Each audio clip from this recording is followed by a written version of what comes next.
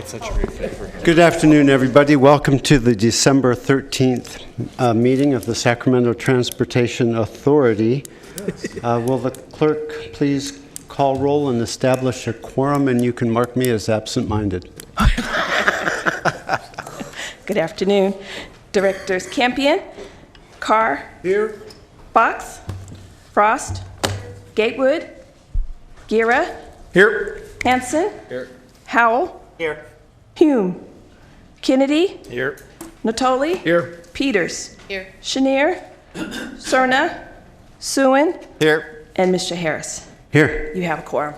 Thank you very much. Will you rise and join me in the Pledge of Allegiance?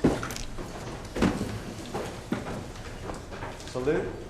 I pledge Allegiance to the flag of the United States of America and to the republic for which it stands, one nation, under God, indivisible, with liberty and justice for all.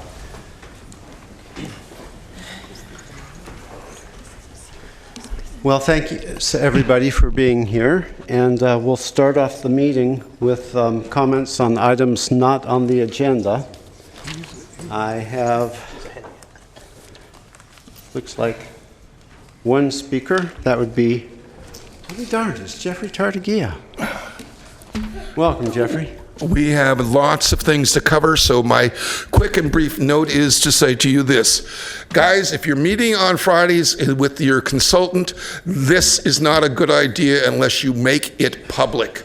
The second thing I will say to you is I unfortunately feel that your mayor has set you up for is you need to seriously consider perhaps a, shall we say, bond measure to get the things that we're needing for regional transit. Because I think with the highest level of voting turnout right now, you've got a high threshold to do in 2020. And before, in 2008, when I brought this idea before you, it would have been a much better time. And lastly, I will say is in the last period when you had the opportunity in 2016, you had a 75% across the state interested in this tax, and you say you lost by 12,000 votes. This time you know that it's more than double or triple that amount you're going to need because of the fact that you had, since 1982, the highest turnout of voters. So your threshold is dramatically higher. I think you should be thinking out of the box of how in the world you fund what needs to be created here to get Sacramento County the funding it needs to address its transportation needs. Thank you, Jeffrey. And next we'll have Glenda Marsh. Welcome, Glenda. Hi, thank you. My name is Glenda Marsh. I'm representing the transportation team of 350 Sacramento, our local climate change action organization. And I wanted to address a couple of recommendations about the public engagement process for any future transportation investments and funding. And so we seek two things: that there be, in that process, that there be relevant public polling and a transparent planning steps and results for the public engagement. Firstly, I read the results and questions from LA Metro's 2016 voter poll, and I found the questions very relevant to the type and level of information I believe we'd benefit from here. I particularly recommend that specific questions be asked about mass transit initiatives that Sacramento RT is implementing now. It will be important to gauge voter interest in specific mass transit services because funding would be, possibly envisioned to be invested to continue those services. For example, questions could include whether or not to increase the frequency and hours of bus and light rail service, whether to maintain affordable fares for seniors, disabled, and student populations, and questions about interest in expanding rail and bus line networks.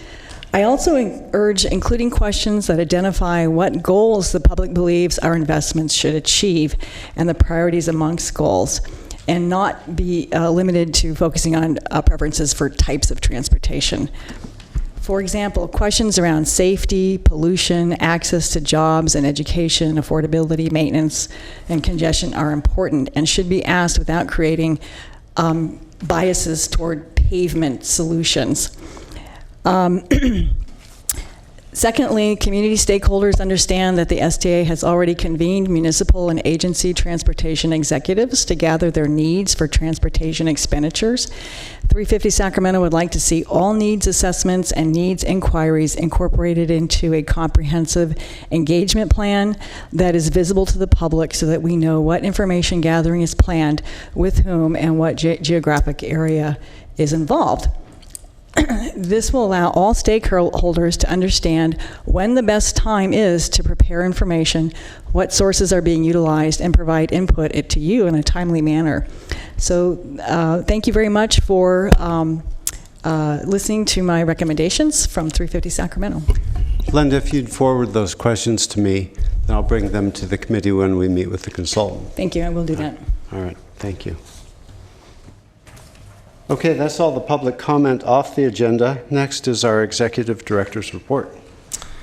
Good afternoon. First report is the cities of Citrus Heights and Galt are each appointing a new representative to the STA board.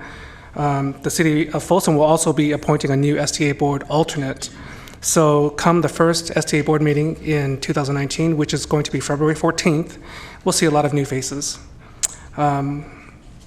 So in the first order of business at that February 14th meeting will be to select a 2019 chair and vice chair. So just to be extra clear, no STA meeting in January. The first meeting will be February 14th. It also appears that we will not be able to have a June meeting next year. We've been trying to schedule it with the Board of Supervisors and with this board chambers, and we're not able to do that. So I will send out a revised schedule to you and your staffs. The rest of the executive director's report you can read for yourself. The only thing I'd like to point out is regarding Freeway Service Patrol. In the report, you can see that we had not been able to receive our current year fiscal year funding. Even though the fiscal year starts in July and it is now December, we had not received anything, and so we had been operating on matching funds provided through STACOG's Motorist Assistance Program. But that money was running out, and so this has been a recurring problem every year. The good news is that Caltrans has assigned a new staff person to process these for us, and she reached out to us yesterday. So that's very good news. We think we'll be able to start the flow of funding just later on this month. So very good news there. And then finally, after the community presentations that are in item 11 today, the board will adjourn to closed session in hearing room 2. So hearing room 2 is immediately outside these back doors and to your right. Thank you. Thank you very much, Norm. Any comments on the director's report? Seeing none, we'll move on to consent. So that's items 3 through 9. I'll move consent. Second. We have a motion and a second. Any comments, questions on the consent calendar? Seeing none, all those in favor? Aye. Opposed? Abstentions? Consent passes. Next will be CAFR fiscal year 2018, Ms. Joan Baruki. Good to see you, Joan. I'd just like to start by saying I think the ITALC's doing a really fine job. Oh, well, thank you. That leads me to my first comment I want to make. I'm here representing the ITALC. We are responsible for overseeing the development of the CAFR for STA. And this year we had engaged Crow, and Jeff Jensen from Crow is in the audience with us today. And I would like to point out that the CAFR that's in front of you for your file and receive today is the first one in my 4 years on the ITALC in which there have been no management comments, no negative comments of any kind in the annual report. That staff has done a great job in the last 4 years of getting your books in order, getting your budgets in order, and I think this is something you should be really proud of, what you have in front of you today. Thank you very much. Comments? Nobody's punched up. Well, I'd like to say that it is pretty extraordinary to come out with an audit that's squeaky clean. Yes. And a really good thing for STA, and I personally thank staff and Norm for making this happen. Yeah. And again, appreciate the ITALC for keeping a watchful eye. I think the way you're staffed right now is a really good team. Yes, it is a very good team. All right, thank you, Joan. So our next item, number 11, is community perspectives on local transportation needs and funding, which is what the comments were off the agenda as well. So we have representatives of different groups. I'd like to preface it by saying that we have a lot of friends here who regularly attend RT, and but please, I want to remind you that when you make your comments to the Transportation Authority, it's a little bit different than RT. We're not really here to address deficiencies or bus routes or, things that are, the smaller items that we focus on in RT, but more the general transportation scenario for the entire region. So that being said, the first person up. Mr. Chair. Oh, Patrick Kennedy, please. Thank you, Chair. I also want to remind the board, as well as those in the audience, that this subject has come up before these groups, and they have been, many of these groups anyway, most if not all, they've participated in the listening tour that the city and the county and SACOG are carrying on. So this will fortify their positions, but we have reached out and met with most of these groups previously to discuss this topic. I appreciate that. And yes, it's true. I think you'd have to admit that we've been doing a lot more outreach than the last time around. And, we learned our lesson. And the fact of the matter is we created this opportunity to address the STA board because we felt that that was very important. So this is the third meeting, yes, Norm, that we've dedicated to bringing in advocacy groups to talk about their transportation ideas for the region. So that being said, Mr. Kempton, this is Will Kempton, 50 Corridor Transportation Management Association and the Greater Folsom Partnership. Thank you, Mr. Chairman and members. Will Kempton representing the 50 Corridor Transportation Management Agency and the Greater Folsom Partnership. I want to thank you for the opportunity to speak today, and I know you're pressed for time, so I'm going to move rather rapidly through this presentation. I'm here to present a perspective on local transportation needs and future needs, future funding rather, for the Eastern Highway 50 corridor in Sacramento County. I want to explain the format of a handout that we've provided to all of you. First of all, it includes a list of 20 projects, followed by a description of those projects with an estimated cost. And then there's a sort of a matrix that indicates several agencies that have provided input to this process and have indicated by virtue of that input their support for these projects. So you have that list of stakeholders in the information as well.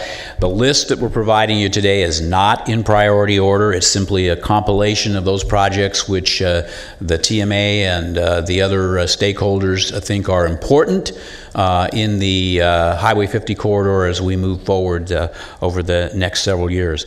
There are street and road, safety, transit, freeway and interchange projects on the list.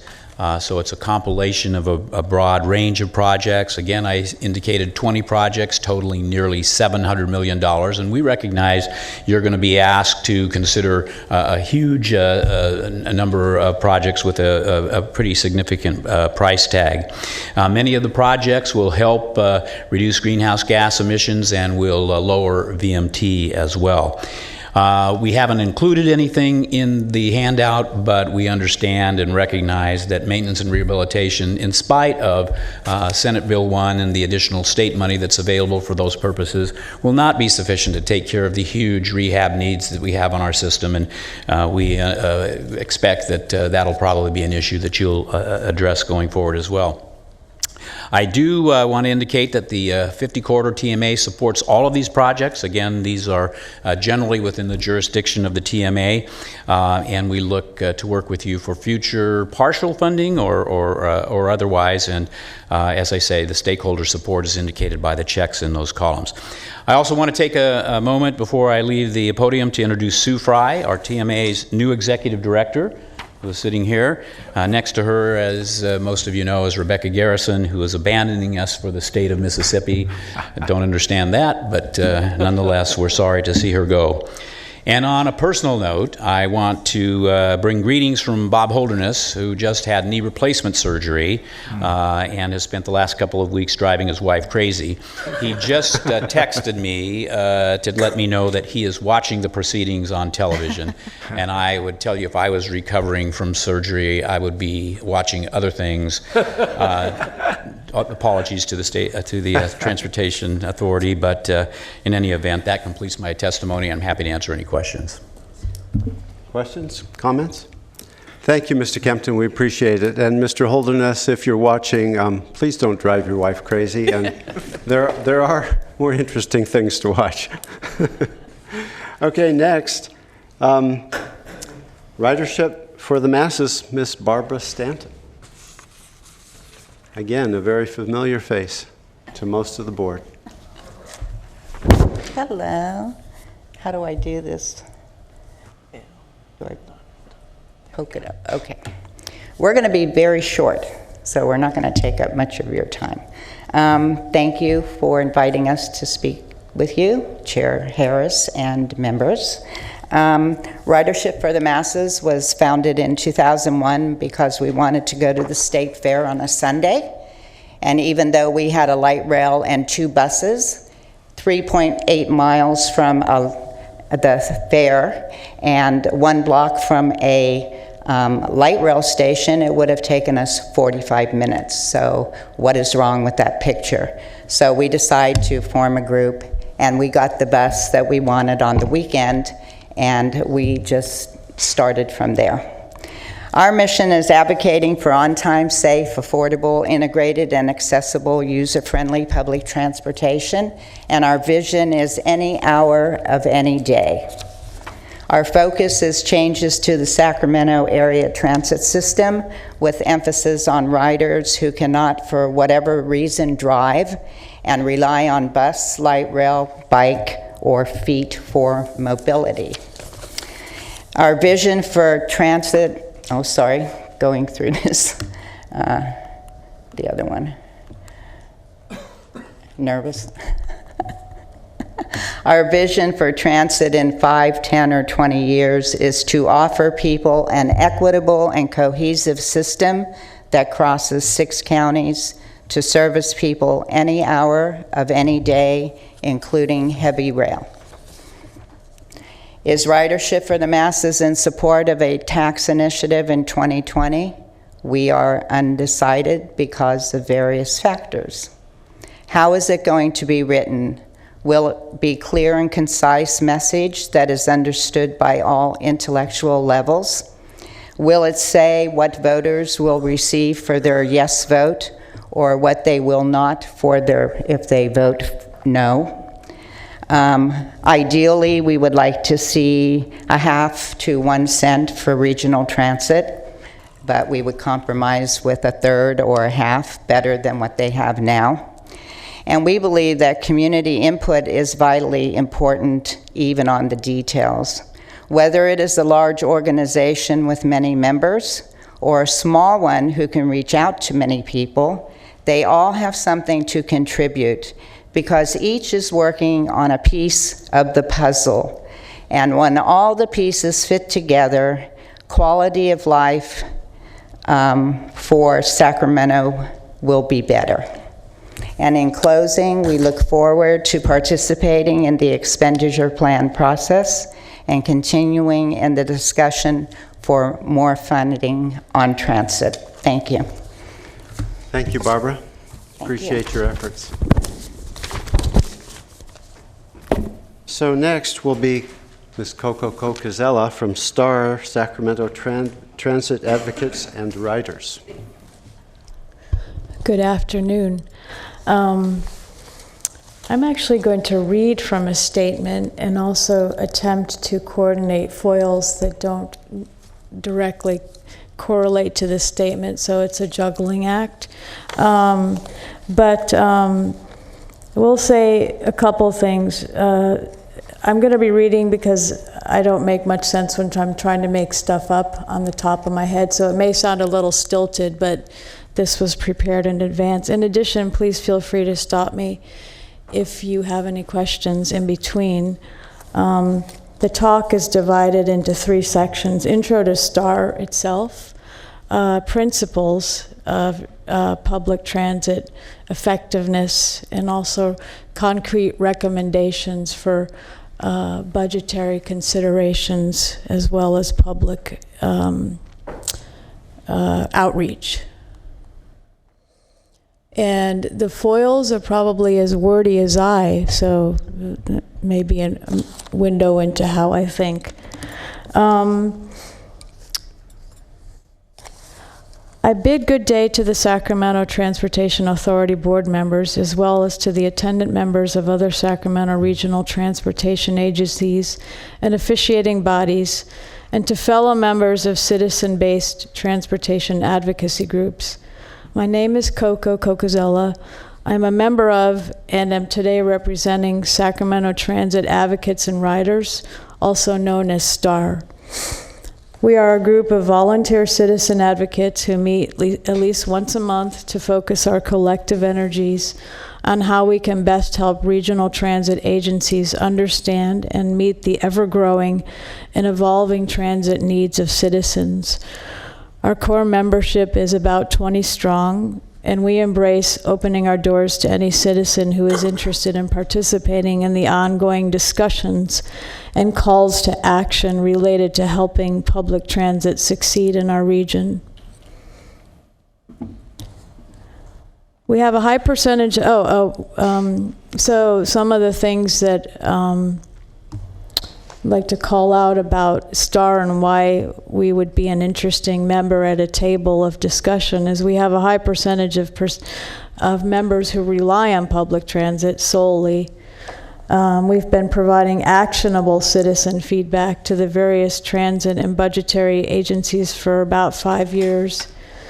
And our members are well informed about current local and national trends in public transportation. Therefore, we have gained a level of trustworthiness with the agencies and boards.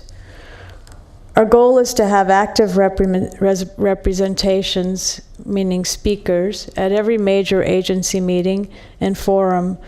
We are careful to not let opportunities pass us by. Our members have a wealth of transit experience born of years of immersion and research in public transportation.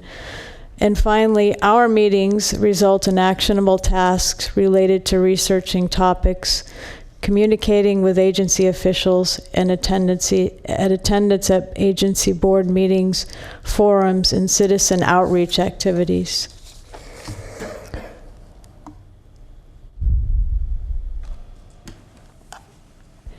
In short, we are here and ready to be a conduit for the public's transit needs, as well as to be an open-minded and diligent liaison between the boards and agencies and the public. We are here to help coalesce the understanding that the agencies have about the needs of citizens, while making time and doing the diligence to understand the boundary conditions that affect the decisions of the agencies, and to help the agencies design strategies that can help to serve the citizens even within the confines of tight budgetary systems. STAR is here to advance transit progress, and we work with all factors of the equation and with all relevant bodies and persons without prejudice. As we move forward into new negotiations about funding for regional transportation, STAR will like to sit at the table of the expenditure plan development process. We offer member time to work with other citizen advocacy groups to coalesce citizen feedback for budget prioritization, as well as to help organize and rally citizen outreach sessions when relevant. Okay, that's the introduction about STAR itself. The next part of this will be advancing understanding of the STAR principles of transit, as well as to achieve commitment to budgetary decisions and packages that drive transit outcomes that align to these principles. In addition, I will pay special attention to promoting a renewed commitment to transparency and community engagement in the processes that ultimately result in transit implementations. This part is called Principles.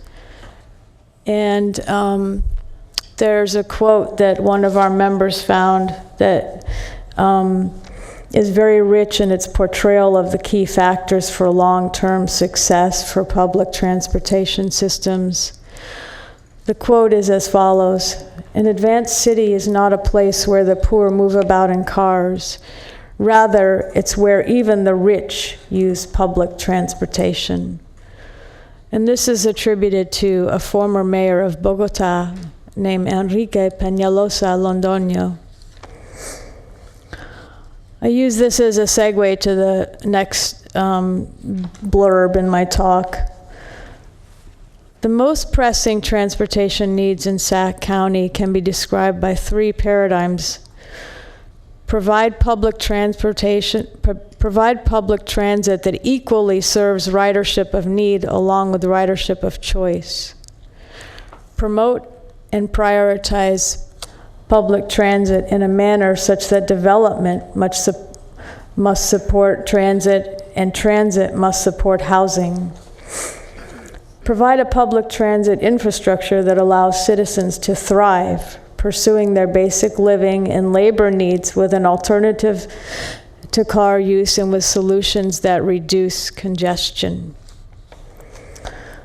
The county governments can show via budget provisions that the value they bestow on public transit is at parity with the value they place on other things such as development and expansion. Officiating bodies know that supporting diverse groups is the key to their own success. Prioritizing transit is about prioritizing our entire economic success, our quality of life, our competitiveness, and our sustainability as a region.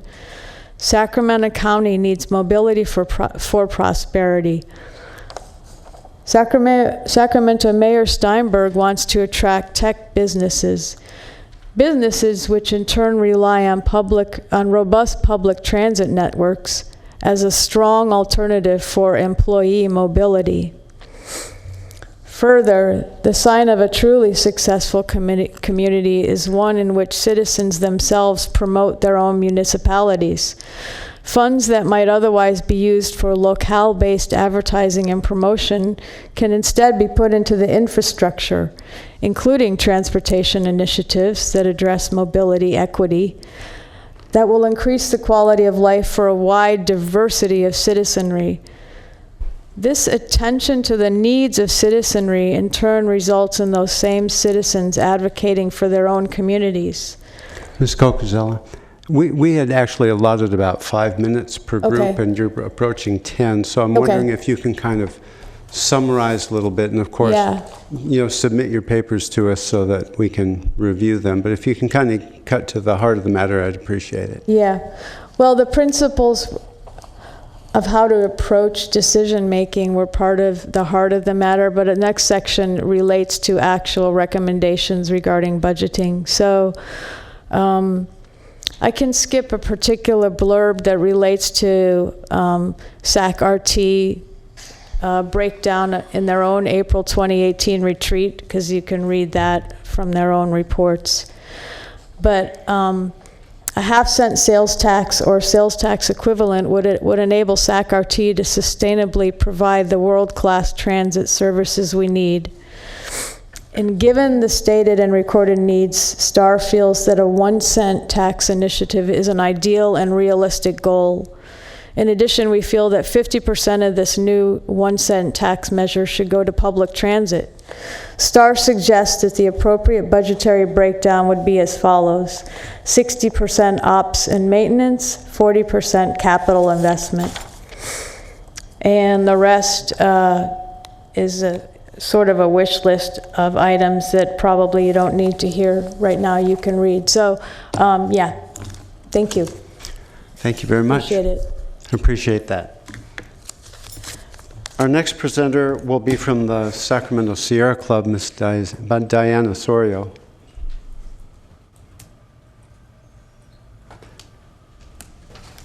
Welcome. Thanks for being here. Thank you. Was the presentation able to? Is it this one? Okay.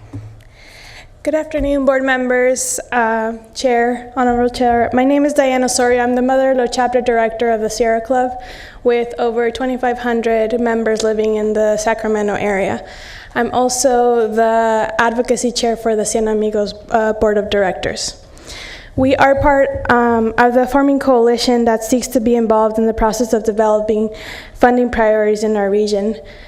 Like the previous presentation that Kareem did, we also believe that the LA model should be the one that is followed here. Community perspectives on local transportation needs and funding is important, especially for a funding measure. This is why in 2019, the Sierra Club will be sharing the cost of a transportation organizer with SACT to do the important work of having a community-based measure in 2020. The transportation sector is the largest and fastest growing source of carbon emissions in the United States. In total, it's 30% of the country's climate emissions.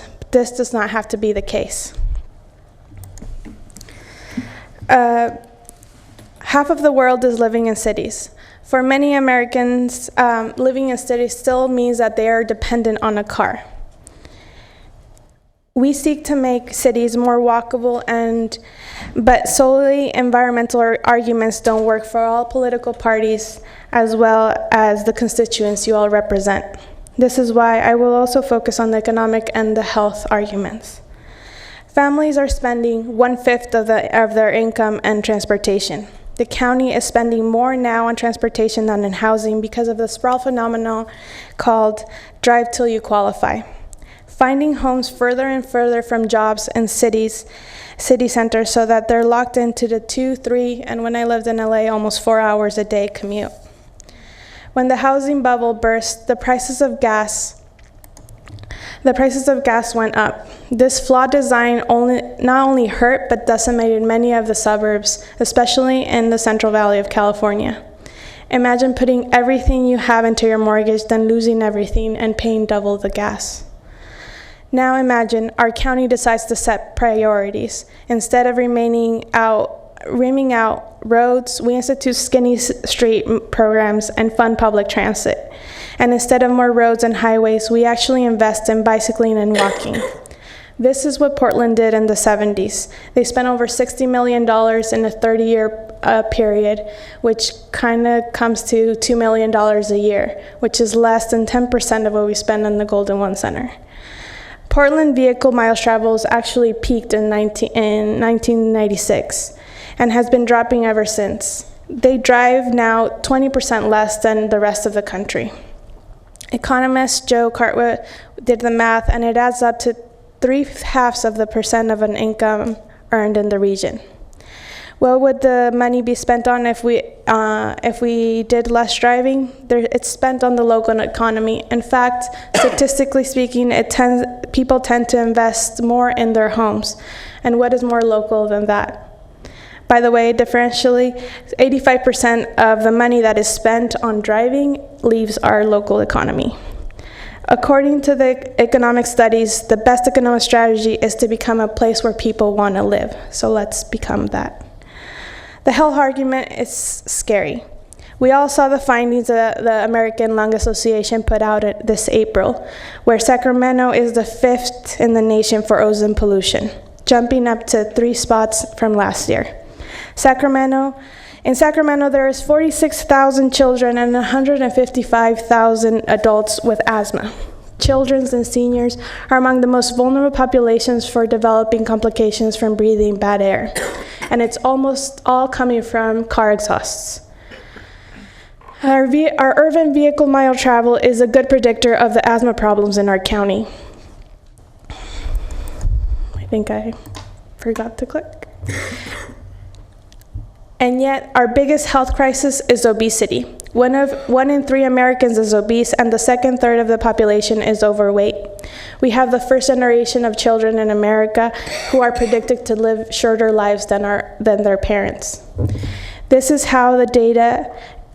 are now data on the correlation between weight and inactivity. The evidence is damning, and the data shows weight is tied to where you live. If you live in a city designed for with a high walkability score, you're 70% less likely to be obese. The biggest healthcare crisis is stemmed from how our cities are designed for inactivity, having to drive further and further away for a loaf of bread. Car crashes is the #1 killer of healthy adults and all people. It's not whether you live in a city or not, it's whether your city is being developed and designed for people and not cars. Lastly, the environmental argument most recently, economists started measuring CO2 per household. They found out that with absolute certainty, the economic and environmental costs of sprawl are detrimental for the sustainable economic growth of any region. It turns out, if you love nature, it's best to keep away from it and move to a dense city, and the denser, the better. Sierra Club has launched the Clean Transportation for All campaign because the small environmental shifts and gadgets helps, although changing light bulbs to energy savers saves as much energy in a year than moving to a walkable city does in a week. That's a great opportunity for marketing, but I won't digress, and I'm almost done. Architect Just Bank pondered, being more sustainable what gives you higher quality of life? He said the same thing, that makes you more sustainable is what gives you a higher quality of life, and that's living in a walkable neighborhood. So sustainability, which includes our wealth and our health, may not be a direct function of our sustainability. But in the United States, we are polluting so much because we're throwing away our time, our money, and our lives on the highway. Then these two problems would seem to share the same solution, which is to make our cities more walkable. Doing so isn't easy, but we are here because we know it can be done, it has been done, and it must be done in our region. Thank you. Thank you very much, Diane. And I believe we're going to finish it up with SAC-TRU, the Sacramento Transit Riders Union, and Ms. Sarah Kerber.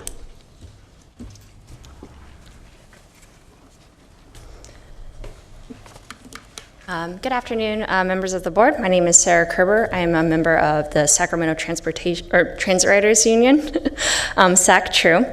We are a group of transit riders in the Sacramento area that advocate for better public transit in our county and the broader region. Today, I'm going to talk about positive public engagement and how important that is in any measure that's taken in the future.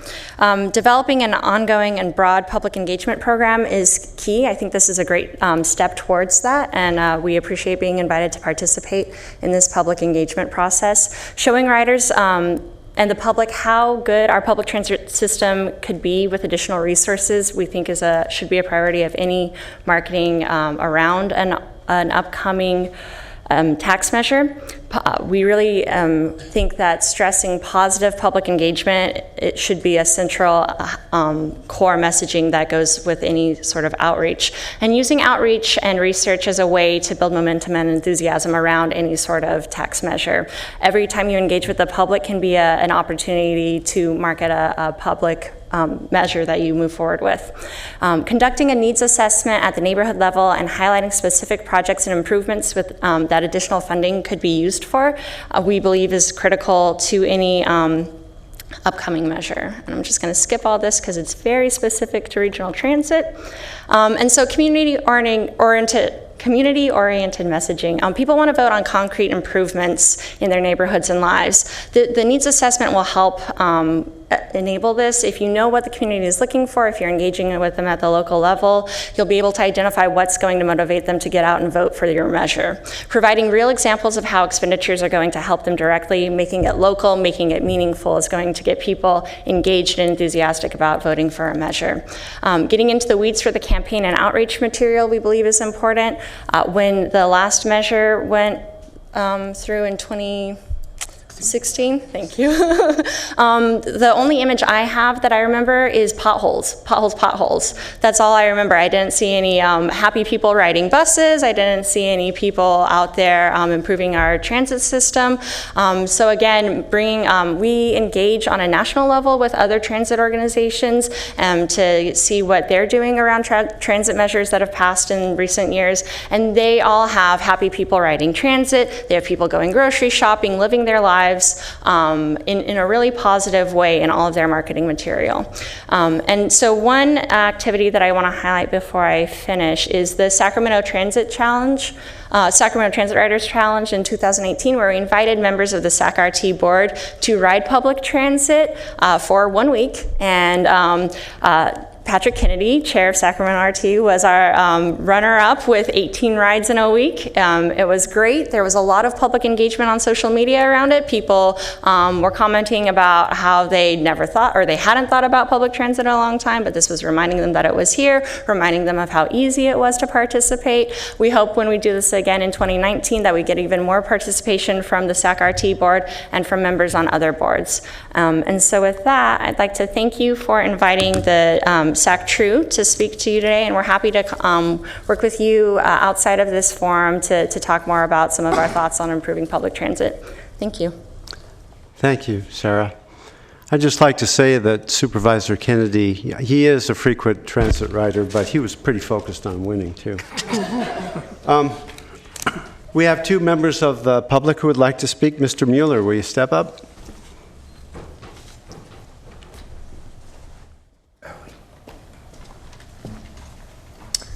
Good morning, Mr. Chairman and board members. My name is Bill Mueller. I'm the CEO of Valley Vision. We're a civic leadership group based here in Sacramento, about to celebrate our 25th anniversary next year. So I'm here representing our 33-member board of directors, and we're honored to say that at the board includes individuals like Chancellor May of UC Davis, President Nelson of Sac State, also the top foundation leaders, the top leaders from business and from foundations like Chet Hewitt of the Sierra Health Foundation. All of them sit on the Valley Vision board. A recent decision was made. You may know Valley Vision as a regional research organization, perhaps as a regional convener on issues like affordable housing or issues like mental health access. But you may not know that the board recently took an unprecedented decision to say that we are now advocates. So it is the case that there is increasingly great concern amongst the civic leadership that the long-term issues facing our region deserve a triple bottom line or long-term look, that we need to balance not only economic but also social and environmental considerations.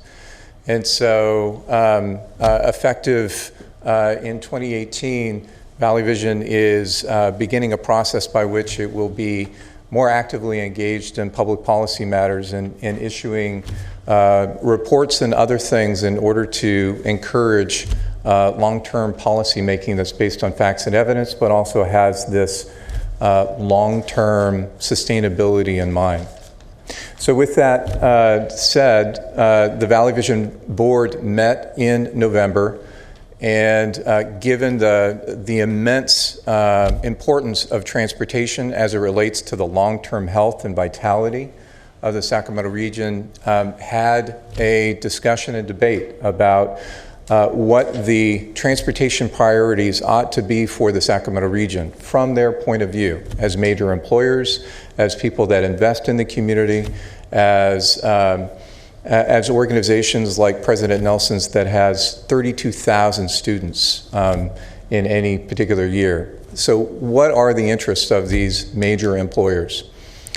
And it's also important to note that that Valley Vision is a partner in a bold new effort that involves the Sacramento Council of Governments, the Greater Sacramento Economic Council, and the Sacramento Metro Chamber in looking at the long-term economic health of the Sacramento region. And we've engaged the Brookings Institute to do a stress test on the economy and to help us understand where we're strong, and we are strong in wealth and productivity, but we are weak when it comes to the amount of inequity in where jobs are found and in wage levels across our region. We are also falling behind when it comes to digital skills and the ability for people to have the skills necessary for a modern economy. And as a result of that, these four organizations are teaming together to put together a plan, we hope, that will focus on building a truly inclusive economy. In order for that to happen, we need a transportation system that works for everyone. And as you may know, we issued a letter that carries the unanimous support of the entire Valley Vision Board that focuses on 5 priorities. I'd like to read them to you if I can. Those are, number 1, that in order for us to have a truly inclusive economy, at the top of the list, we must find a solution that breaks the traffic gridlock on Highway 50 and Highway 80 that are the backbone that links the region's largest job centers. We lose millions of dollars every day when people are stuck behind the wheel, and we make air quality far, far worse. Goods movement and commerce are blocked. These conditions impact everyone's lives directly or indirectly in the Sacramento region. Number 2, well, actually, that is number 1 and number 2, both Highway 50 and Highway 80. Number 3 is making transit work for all people, working professionals, and for people who do not have any other option but transit to get to work, school, or services. It makes little sense to have so many transit agencies in our region. Further, it is overly complicated and in some cases near impossible to get between cities or across the region by bus, light rail, or bike safely, conveniently, or on time. This is a government efficiency problem as well as a infrastructure investment opportunity that continues to block people from jobs and educational opportunity and retards economic growth and a future inclusive economy. Great strides are being made by regional transit, but we have to do more. Number 4 is improving connectivity between Sacramento and the Bay Area. This will require vision and investment that goes far beyond business as usual. Commuter train service and bus rapid transit should be actively advanced and expanded in addition to the Highway 50 capacity improvements.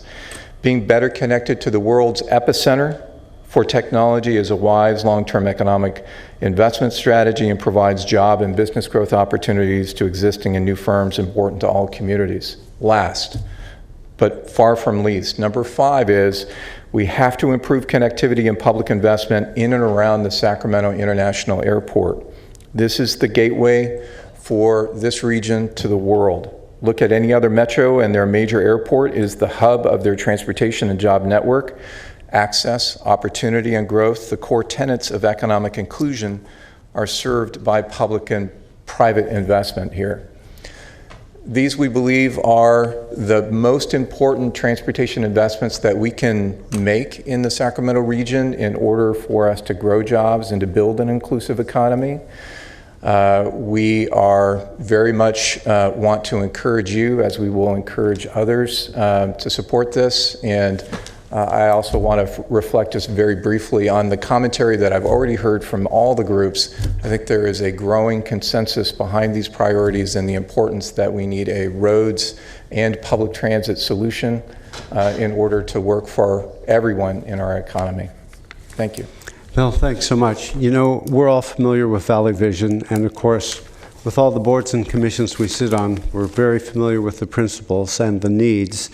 And of course, it's our job to distill that down to what a county tax measure might look like to affect all those principles and move things in the right direction. And we also see a common thread from all the presenters that really touch on the same points. You know, there's just a growing awareness of how to grow our region and do it in a responsible way that, you know, won't damage our climate and will serve people's needs, and that will certainly be what we take to our deliberations about an initiative moving forward. Great. Thank you. Thank you. Mr. Chair. Thank you. Patrick Kennedy, please. Bill, could you provide those comments in writing, at least up to a consultant that's working on this project, Noah Painter, who's up in the back row? We'll sure do. Thank you. Absolutely. Thank you very much, Patrick. And Jeffrey Tardaguia, you're up again. Jeff Tardaguia. I remember the first time I came in front of this board, and a common thread I will offer to all of you here is this. If you notice, all of these organizations took a minimum of 5 years to put the effort together. This is where I will say to this body, 2016 is when you should have restarted this. I'm part of other coalitions, and number, as Norm has found out, there's a number of places that I visit and see and put together and do. I remember back in 2008 when I remember Don Natoli saying, I don't understand what you mean about looking backwards and forwards. This is something now you have to look through the glasses of 5 years hence. Right now, what are the best decisions that you can make? The decisions about right now, when a lot of trends are, everybody's afraid that we've had such a robust period that we'll have a recession mine.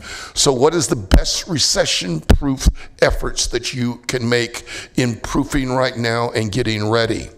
I appreciate Sue. We got to work on that. But Sue, bringing what from the, should we say, voters registration about the jurisdiction of this region and how down to the little cities, you need to find out what their needs and wants are if you're going to convince them that public transportation is a critical need here.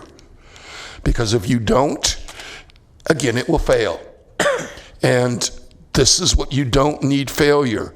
You need a smart logo, a smart idea that will push forward what will help this region. I think some of you have heard that I would say, I don't want you guys to become another Los Angeles, but I want the best. This is my home. Yet at the same time, I've been around the world and seen so many other things that give you a clue that, you need to do things looking at the world and seeing what. You missed the December 11th on, should we say, the heavy level transportation, the train system. This morning, you had high speed pushing this corridor through here in high speed. What else, next year that you have to pay attention to with this going on that will help you? Thank you, Jeffrey. To at least one of your points, next year we're going to be entertaining basically presentations from all the jurisdictions around. So to your point, believe me, we're taking them all into consideration. Do we have any comments by directors? Okay, then we're going to adjourn into closed session for an STA personnel matter.